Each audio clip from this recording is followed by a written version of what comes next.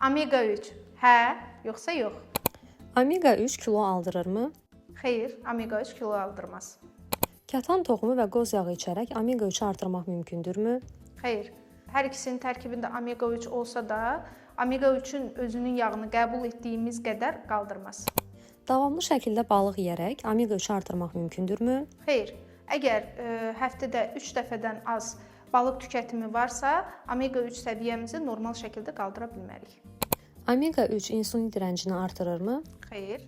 Omega 3 metabolizmanı gücləndirirmi? Bəli, omega 3 metabolizmanı sürətləndirir.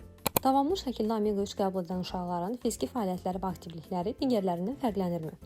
Bəli, davamlı şəkildə qəbul edilən omega 3 həm uşaqlarda zehinsel inkişafı dəstəkləyir, həm də fiziksel inkişafı dəstəkləyir. Boy artımının inkişafına və dərsə odaqlanmanın, hiperaktivitenin, diqqət əksikliyinin müalicəsində əlavə təqviyə kimi istifadə edilə bilər.